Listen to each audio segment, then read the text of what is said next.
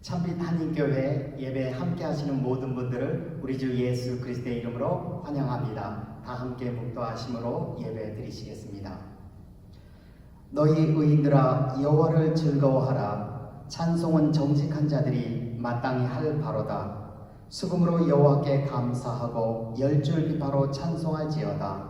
새 노래로 그를 노래하며 즐거운 소리로 아름답게 연주할지어다. 여호와의 말씀은 정직하며 그가 행하시는 일은 다 진실하시도다. 그는 공의와 정의를 사랑하심이요 세상에는 여호와의 인자하심이 충만하도다. 여호와의 말씀으로 하늘이 지음이 되었으며 그 만상을 그의 입 기운으로 이루었도다. 그가 바닷물을 모아 무더기같이 쌓으시며 깊은 물을 곳간에 두시도다. 온 땅은 여호와를 두려워하며 세상의 모든 거민들은 그를 경외할지어다. 아멘. 하나님 아버지 감사합니다. 지난 한 주간도 저희와 동행하시며 저희를 지켜주셔서 감사합니다. 또한 이 예배 가운데로 인도하셔서 하나님께 예배드리게 하여 주셔서 감사합니다. 저희가 신령과 진정으로 예배드리게 하시며 하나님께서 이 예배를 기뻐 흠양하여 주시기를 원합니다. 예배드리는 심령들 위에 함께하여 주시고 저희에게 은혜와 축복을 내려 주시옵소서. 예수님의 이름으로 기도드렸습니다. 아멘.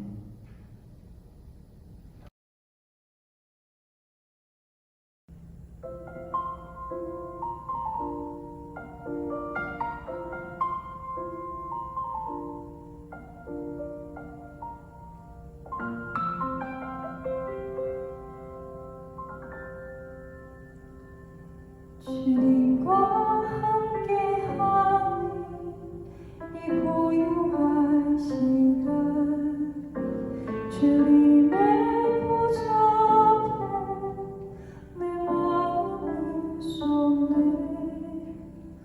모든 것 아시는 주님께 감출 것 없네.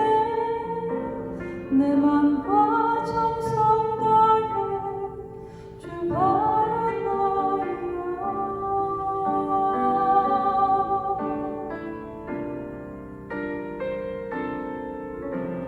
나 염려하잖아도 내 쓸 것 아시네.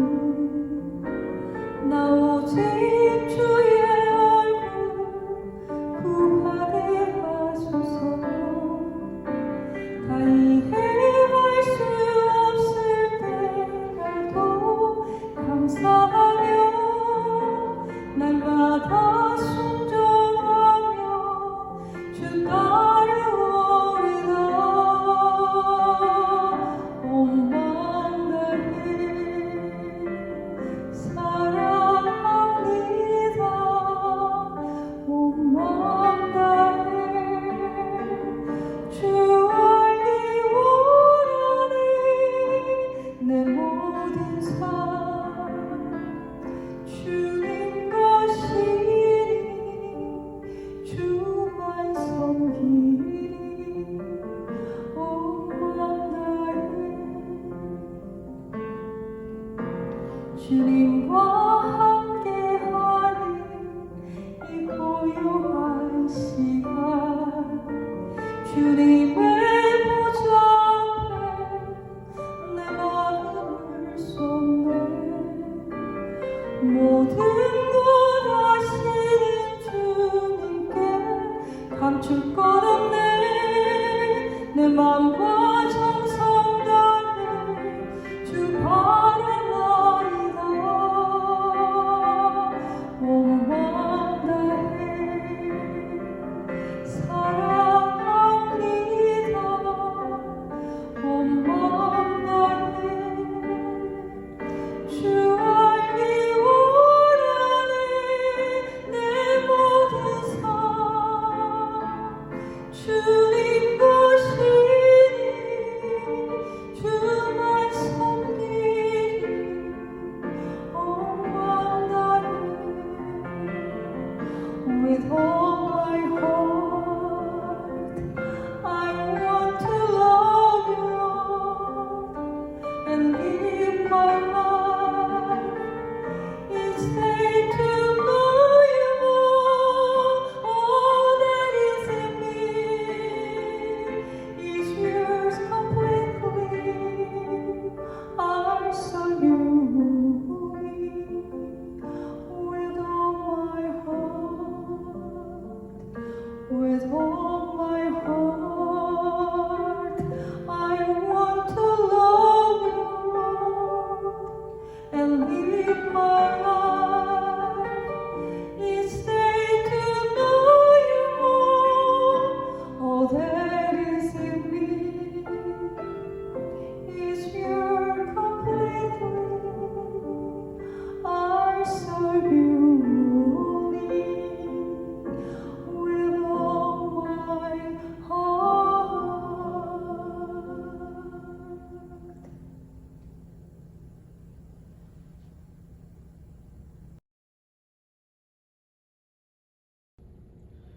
오늘 말씀은 베드로서 1장 8절 말씀입니다. 이런 것이 너희에게 있어 흡족한즉 너희로 우리 주 예수 그리스도를 알기에 게으르지 않고 열매 없는 자가 되지 않게 하려니와.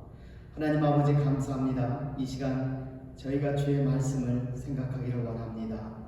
주의 성령께서 깨닫게 하시고 진리 가운데로 인도하여 주시옵소서. 예수님의 이름으로 기도드렸습니다. 아멘. 오늘 말씀은 영적 요소, 믿음의 요소에 대한 말씀입니다. 전체적 그림을 이해하기 위해서 8절 말씀을 다시 보겠습니다. 이런 것이 너희에게 있어 흡족한즉 너희로 우리 주 예수 그리스도를 알기에 게으르지 않고 열매 없는 자가 되지 않게 하려니와. 이런 것이 너희에게 있어 흡족한즉에서 이런 것은 무엇을 가리킵니까? 영어 성경에서는 이런 것을 these qualities라고 했습니다. quality란 무엇입니까? 품질 또는 자질입니다. 보통 물건에 대해서는 품질이라 하고 사람에 대해서는 자질이라고 합니다. 이 품질에는 세 가지 특징이 있습니다. 첫 번째로 사과를 산다고 생각해 보겠습니다. 사과를 산다면 여러분은 무엇을 보십니까? 당연히 사과의 여러 가지 요소들을 볼 것입니다. 맛과 향과 흠집, 크기, 가격 등 여러 가지 요소들을 볼 것입니다. 마찬가지로 첫 번째로 영적으로도 자질과 관련하여 여러 가지 요소들이 있습니다. 두 번째로 그냥 삽니까? 아니죠. 사과의 각각 요소들의 질적인 상태를 살펴봅니다. 이 사과가 맛있을까? 또는 이 사과 향은 어떤가? 그리고 돌려보며 흠집이 있나 살필 것입니다. 다음에 다른 것과 비교하면서 크기는 어떤지 볼 것입니다. 최종적으로 가격을 볼 것입니다. 이런 요소들의 질적인 상태, 수준이 품질입니다. 마찬가지로 두 번째로 영적 요소들도 각각 질적인 수준이 있습니다. 세 번째로 이제 품질은 보았고 사과를 살지 안 살지 결정해야 합니다. 만약 이 사과를 산다면 품질이 어떠해야 합니까? 품질이 여러분의 기준에 맞아야 살 것입니다. 마찬가지로 우리가 원하는 영적인 현상이 일어나기 위해서는 이런 영적 요소들이 질적인 수준에 도달해야 합니다. 그렇다면 베드로후서 1장 8절에서 말씀하는 일어나야 할 영적 현상은 무엇입니까? 우리 주 예수 그리스도를 알기에 게으르지 않고 열매 없는 자가 되지 않게 하려니와. 우리 주 예수 그리스도를 아는 것이, 우리 주 예수 그리스도를 경험하는 것이 우리가 원하는 영적 현상입니다. 예수 그리스도를 왜 알아야 합니까? 히브리서 1장 3절 이는 하나님의 영광의 광채시여 그 본체의 형상이시라. 예수 그리스도는 하나님을 알게 하는 광채라고 했습니다. 예수 그리스도는 우리가 닮기 원하는 하나님의 본체 형상 본 모습이기 때문입니다.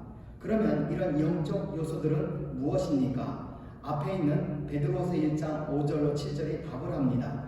그러므로 너희가 더욱 힘써 너희 믿음의 덕에 지식을, 지식의 절제를, 절제의 인내를, 인내의 경건을, 경건의 형제 우애를, 형제 우애의 사랑을 더하라. 믿음과 덕과 지식과 절제와 인내와 경건과 형제 우애와 사랑, 이 8가지가 영적 요소들입니다. 이런 질문이 있습니다. 할 일도 많고 생각할 것도 많고 바쁜 이 세상에서 어떻게 동시에 8가지를 생각하고 실천할 수 있습니까? 아마 8가지 영적 요소들을 다 외우기도 쉽지 않을 것 같습니다. 어떻게 해야 됩니까? 이에 대한 대답을 베드로후서 1장 7절에 답을 합니다. 경건의 형제우애를, 형제우애의 사랑을 더하라. 여기서 주목할 단어는 마지막에 더하라, 애드하라는 단어입니다. 믿음의 덕을 더하고 덕의 지식을 더하고 지식의 절자를 더하라는 단어입니다. 더하라는 단어가 무슨 의미입니까? 이 단어가 왜 중요합니까? 이 단어가 중요한 이유는 8가지 영적 요소들의 관계를 설명하기 때문입니다. 관계가 있다라는 것은 서로 별개의 것이 아닙니다. 8가지 영적 요소들은 서로 별개가 아니라 서로 연결되어 있습니다. 그러면 영적 요소들은 어떻게 연결되어 있습니까? 이 더하라는 단어는 헬라어로 에피코레게오입니다. 그 뜻은 공급하여 부족함을 채우고 완성하다는 의미입니다. 믿음의 덕을 더하라는 것은 믿음의 덕을 공급하여 믿음을 완성하라는 뜻입니다. 덕의 지식을 더하라는 말은 덕의 지식을 공급하여 덕을 완성하라는 의미입니다. 여기서 보여주는 영적 요소들의 관계는 무엇입니까?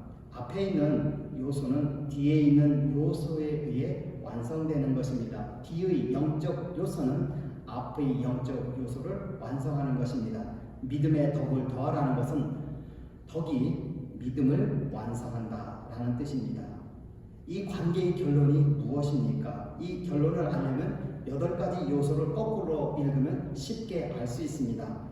사랑은 형제 우애를 완성하고 형제 우애는 경건을 완성하고 경건은 인내를 완성하고 인내는 절제를 완성하고 절제는 지식을 완성하고 지식은 덕을 완성하고 덕은 믿음을 완성합니다. 결론은 믿음을 완성하는 것입니다. 베드로후서 1장 5절로 7절은 믿음을 어떻게 완성하는지 보여주는 것입니다. 그렇다면 믿음과 7가지 모두 함께 완성되었을 때의 모습은 어떨까요? 이 더하라는 헬라어 에피코레게오는 합창에 쓰인 단어입니다. 합창에서 부족한 부분은 채우다라는 의미입니다. 믿음의 8가지 요소가 다 완성되면 어떤 모습일까요? 비교를 통해서 보면 알 수 있습니다. 우리 영적 요소 가운데 믿음만 있다면 어떨까요? 믿음은 마치 합창에서 지휘자입니다. 지휘자만 있는 합창은 합창이 아닙니다. 마찬가지로 믿음만 있고 덕이나 지식, 절제, 경건, 사랑이 없는 믿음은 믿음과 같이 보이지 않을 것입니다. 믿음과 덕만 있다면 어떨까요? 지휘자 한 사람과 독창하는 한 사람만 있습니다. 독창도 들어줄 수 있습니다. 그러나 합창으로서는 부족한 부분이 많습니다. 마찬가지로 믿음과 덕만으로는 믿음이라고 하기에는 부족한 부분이 많습니다. 믿음과 덕과 지식이 있다면 어떨까요? 지휘자 한 사람과 중창이 있는 것과 같습니다. 중창이 독창보다 더 풍부하고 또 좋게 들릴 것입니다. 믿음과 덕과 지식이 어우러진다면 더 믿음의 모습이 좋아 보일 것입니다. 만약 8가지 영적 요소가 다 갖추어진다면 어떨까요? 합창의 모든 것이 갖추어지는 것이면 훨씬 아름다울 것입니다. 마찬가지로 8가지 영적 요소가 다 갖추어진 모습은 예수님을 깊이 풍부하게 경험하며 알게 하는 것입니다. 다시 질문으로 돌아가서 할 일도 많고 생각할 것도 많고 바쁜 세상에서 어떻게 동시에 8가지를 생각합니까? 어떻게 해야 됩니까? 답은 믿음에 집중하시면 됩니다. 왜냐하면 영적 요소들의 결론이 믿음이기 때문에 그렇습니다. 그런데 만약 믿음이 부족하다면 덕으로 부족함을 채워 완성하고 덕이 부족하면 지식을 채워 완성하고 지식이 부족하면 절제를 채워 완성하는 것입니다. 또 이런 질문을 할 수가 있습니다. 나는 믿음이 있는 것 같은데 확실하지 않고 그렇다고 없는 것은 아닙니다. 이것도 아니고 저것도 아닌 것 같습니다. 차지도 않고 뜨겁지도 않는 것 같습니다. 어떻게 해야 됩니까? 답은 영적 훈련을 해야 합니다. 다시 베드로후서 1장을 보면 이런 것이 너희에게 있어 흡족한즉 너희로 우리 주 예수 그리스도를 알게 게으르지 않고 열매 없는 자가 되지 않게 하려니와. 이번에 여기에서 주목할 부분은 너희에게 있어와 흡족한즉 두 부분입니다. 이런 영적 요소들이 너희에게 있어라는 것은 우리 안에 8가지 영적 요소들이 있다고 했습니다. 너희는 누구를 가리킵니까? 바로 예수님을 믿는 사람들입니다. 예수님을 믿는 사람들에게는 이러한 영적 요소들이 있습니다. 그것을 어떻게 알 수 있습니까? 베드로후서 1장 3절에서 예수님께서 그분의 신기한 능력으로 생명과 경건에 속한 모든 것을 주셨다고 했습니다. 이 8가지 영적 요소는 예수님께서 주신 모든 것 가운데 일부입니다. 우리가 언제 받았습니까? 예수님을 믿고 하나님의 자녀로 태어날 때 씨로 받은 것입니다. 그 영적 요소들에 대해서 우리가 할 일은 무엇입니까? 우리가 할 일은 이것들이, 이런 영적 요소들이 너희 안에 있어 흡족하게 하는 것입니다. 흡족하게 하는 것은 무엇입니까? 헬라어로 플레오나조라는 것으로 영어로 말하면 increase입니다. 더 많아지게 하다, 증가시키는 것입니다.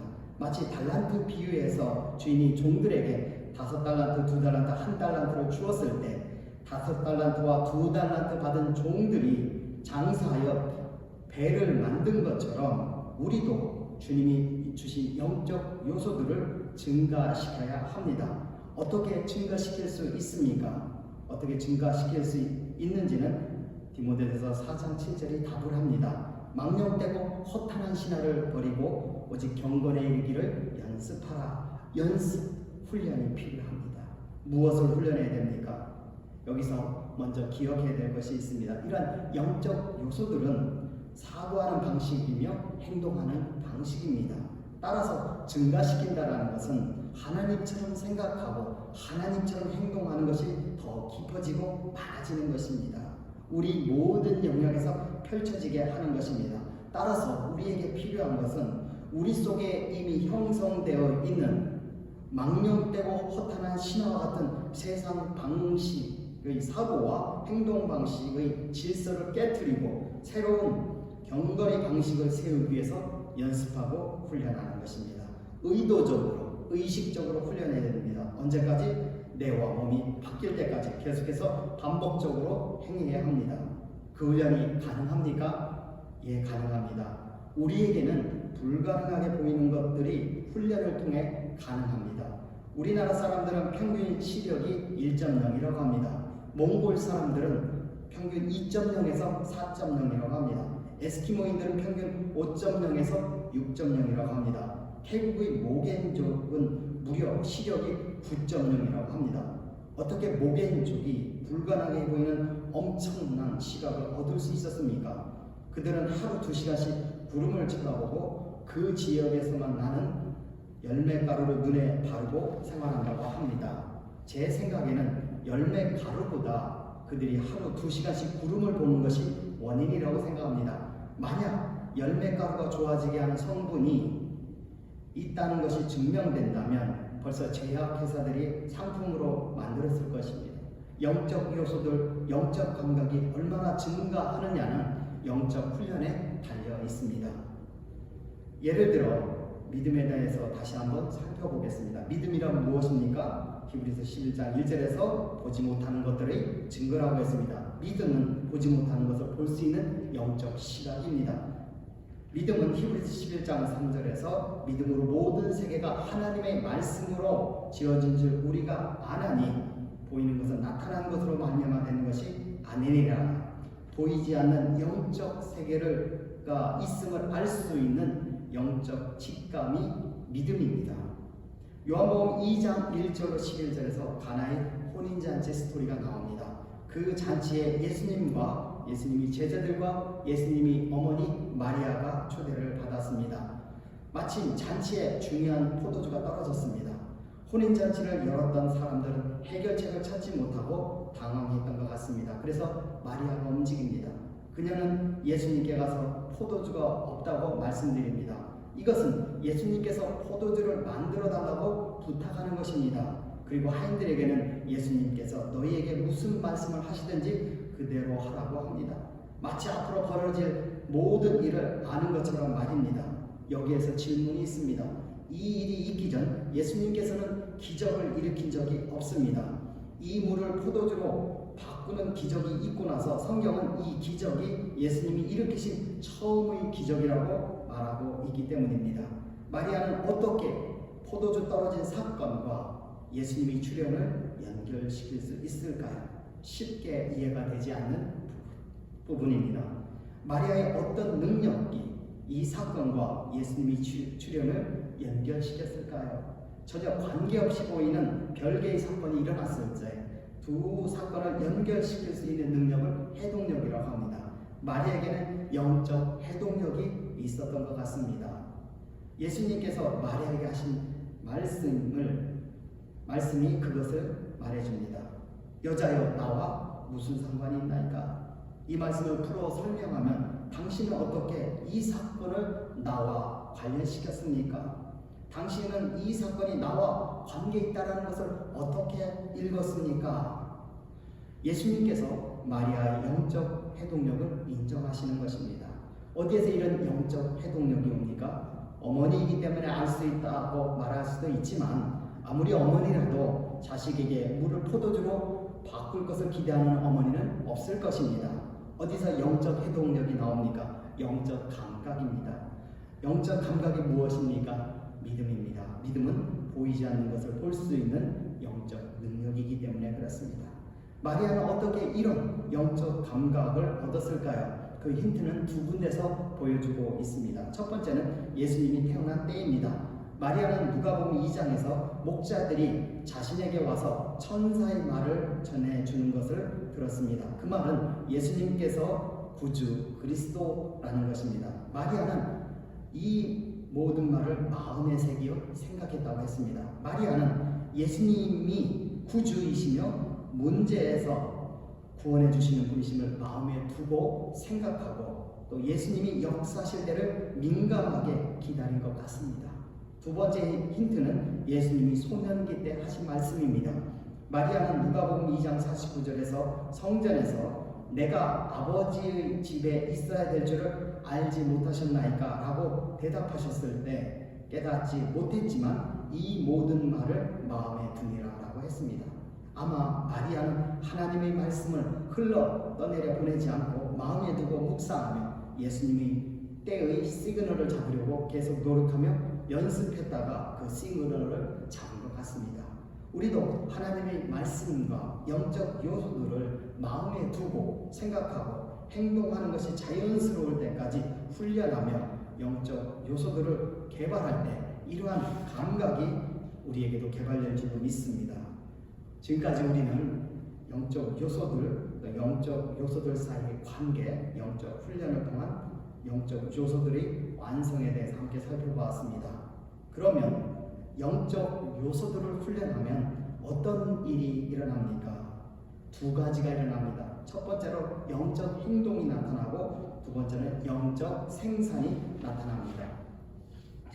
다시 베드로후서 1장을 보겠습니다. 이런 것이 너희에게 있어 흡족한즉 너희로 우리 주 예수 그리스도를 알기에 게으르지 않고 열매 없는 자가 되지 않게 하려니와. 이런 것이 너희에게 있어 이런 영적 요소들이 너희 안에 있는데 흡족한즉 영적 훈련을 통해서 그것들을 증가시키면 첫째로 너희로 우리 주 예수 그리스도를 알기에 게으르지 않고 영적으로 게으르지 않게 되고 둘째로 열매 없는 자가 되지 않게 하려니와 그리스도를 아는 열매를 맺는다고 했습니다. 첫 번째로 게으르지 않는다는 것은 무엇입니까? 게으르지 않는다라는 것은 원어로 하면 행함이 없는 것이 아니다. 즉 행함이 있다라는 것입니다. 그 행함은 어떤 행함입니까? 영적으로 자연스럽게 행동하는 것입니다. 우리가 영적으로 훈련하면 뇌와 몸이 변해서 자연스럽게 믿음으로 바라보고 믿음으로 행동하는 것입니다. 생각하지 않아도 뇌와 몸이 알아서 영적으로 움직이는 것입니다. 두 번째로 열매 없는 자가 되지 않게 하려니와 열매 있는 자가 된다고 했습니다. 열매가 의미하는 것은 무엇입니까? 두 가지를 의미합니다. 첫째, 열매는 생산을 의미합니다.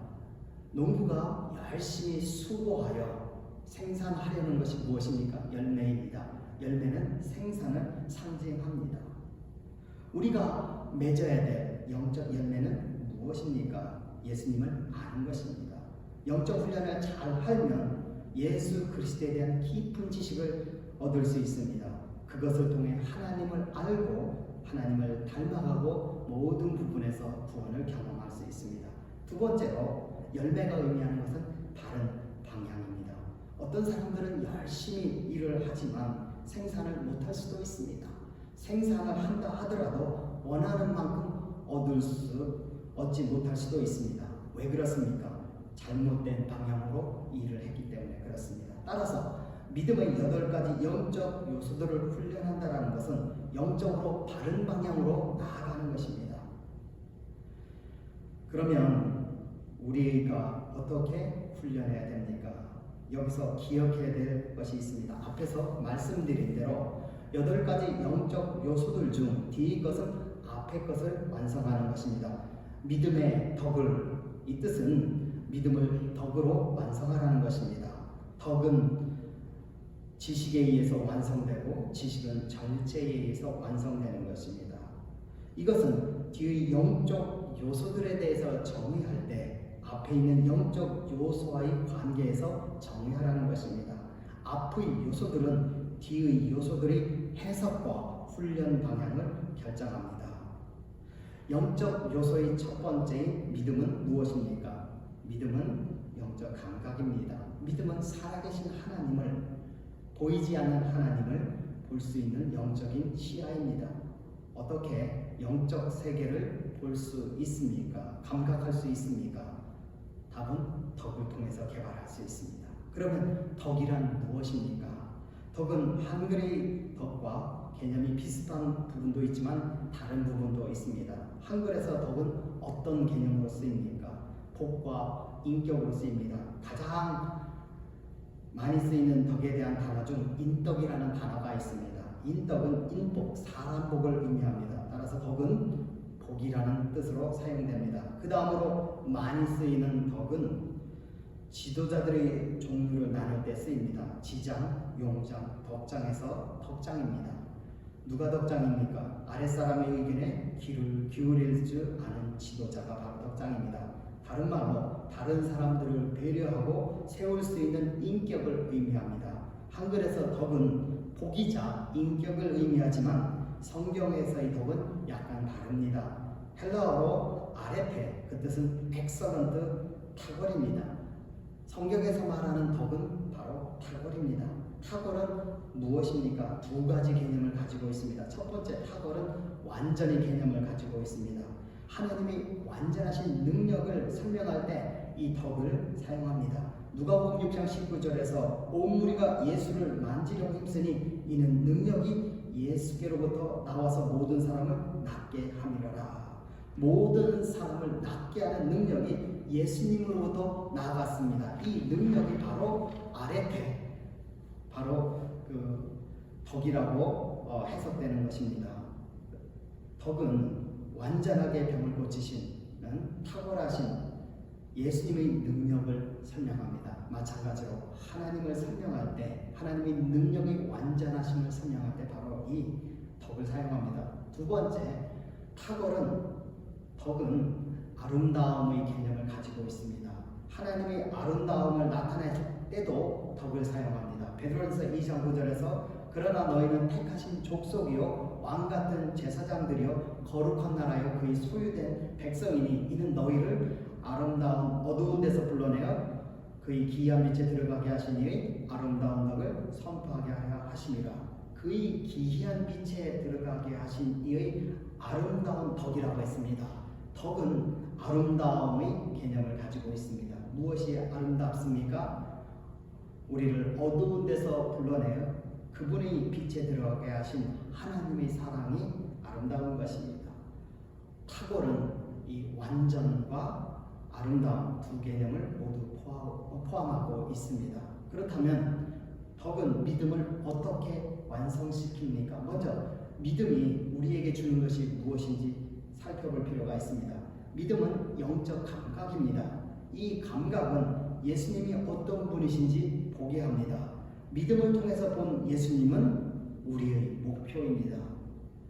이 목표에 대해서 덕이 하는 일이 무엇입니까?